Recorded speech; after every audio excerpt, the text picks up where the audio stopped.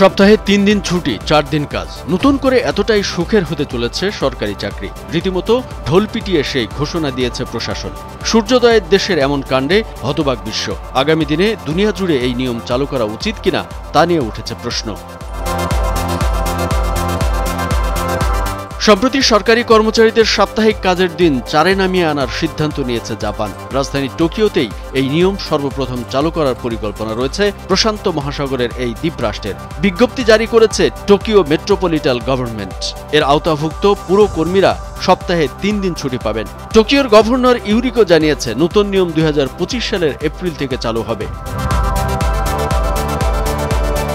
Tokyo metropolitan গভর্নমেন্টের আওতাভুক্ত সরকারি দপ্তরে কর্মী সংখ্যা যে অস্বাভাবিক বেশি এমনটা নয়, কিন্তু তারপরও কিছুটা বাধ্য হয়েই এই সিদ্ধান্ত নিতে হয়েছে জাপানি প্রশাসনকে।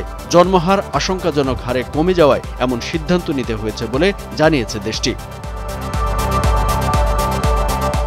কোইকে জানিয়েছেন, কর্মরত মেয়েদের মধ্যে বন্ধ্যাত্বের প্রবণতা রয়েছে। তাদের সন্তান ধারণের ক্ষমতা হ্রাস পাচ্ছে, ফলে নিম্নমুখী হয়েছে জন্মহারের সূচক। আর সে কারণেই কর্মক্ষেত্রকে আরও নমনীয় করার চেষ্টা হচ্ছে, যেন সন্তান প্রসব বা তার লালন পালনের জন্য একজন মা যাতে চাকরি ছেড়ে চলে না যান, তার জন্যই নতুন নিয়ম চালু করা হচ্ছে।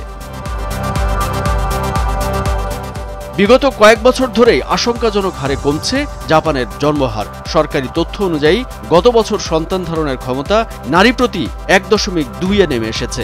বিশেষজ্ঞদের মতে, জনসংখ্যা স্থিতিশীল রাখতে হলে নারীদের সন্তান ধারণের ক্ষমতা অন্তত ২.১ হওয়া উচিত।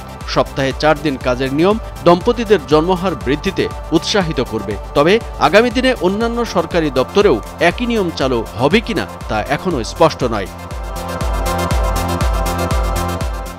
সপ্তাহে ৩ দিন ছুটির সুবিধা ২০২৫ সালে প্রথমবার জাপানে চালু হতে যাচ্ছে তা কিন্তু ঠিক নয়। ২০১৯ সালের আগস্টে একই নিয়ম চালু ছিল বহুজাতিক তথ্য প্রযুক্তি সংস্থা মাইক্রোসফটের জাপানের দপ্তরগুলোতে।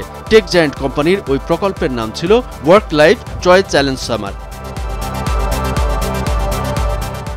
২০১৯ সালের পর থেকে জাপানের দপ্তরগুলোতে সাপ্তাহিক কর্মদিবস ৫-এর বদলে ৪-ই রেখে দিয়েছে মাইক্রোসফট। ফলে বিশ্বের অন্যান্য বহুজাতিক সংস্থার একাংশ একই মডেল অনুসরণ করবে বলে মনে করা হচ্ছে।